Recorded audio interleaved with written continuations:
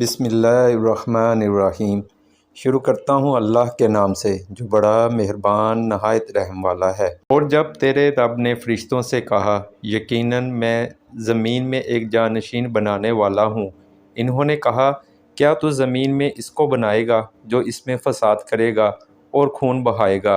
اور ہم آپ کی تعریف کے ساتھ آپ کا ہر عیب سے پاک ہونا بیان کرتے ہیں اور آپ کے لیے پاکیزگی بیان کرتے ہیں۔ اللہ تعالیٰ نے فرمایا، بے شک میں وہ جانتا ہوں جو تم نہیں جانتے۔ اور اللہ تعالیٰ نے آدم کو سارے کے سارے نام سکھا دیے، پھر انہیں فرشتوں کے سامنے پیش کیا اور فرمایا، اگر تم سچے ہو تو مجھے ان چیزوں کے نام بتاؤ۔ انہوں نے کہا، آپ پاک ہیں، جو کچھ آپ نے ہمیں سکھایا ہے اس کے سوا ہمیں کچھ علم نہیں، یقیناً آپ ہی سب کچھ جاننے والے کمال حکمت والے ہیں۔ اللہ تعالیٰ نے فرمایا، اے آدم انہیں ان کے نام بتا دو۔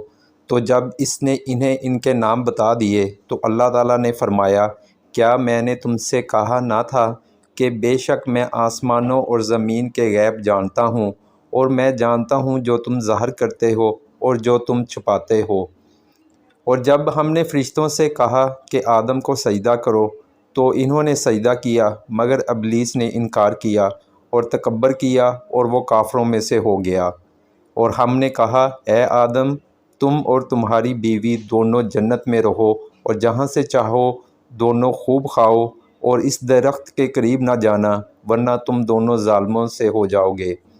تو شیطان نے ان دونوں کو اس سے پھسلا دیا، چنانچہ اس نے ان دونوں کو اس جگہ سے نکلوا دیا جس میں وہ تھے، اور ہم نے حکم دیا، تم سب یہاں سے اتر جاؤ، تم ایک دوسرے کے دشمن ہو، اور تمہارے لیے زمین میں ایک وقت تک کا ٹھہرنا اور فائدہ اٹھانا ہے۔ پھر آدم نے اپنے رب سے چند کلمات سیکھ لیے تو اللہ تعالیٰ نے اس سے توبہ قبول کر لی۔ یقیناً وہی بے حد توبہ قبول کرنے والا نہایت رحم والا ہے۔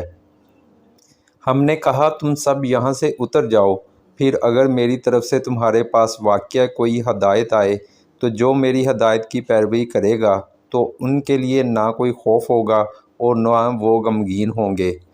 اور جن لوگوں نے کفر کیا اور ہماری آیات کو جھٹلایا وہی لوگ آگ والے ہیں، وہ اس میں ہمیشہ رہنے والے ہیں۔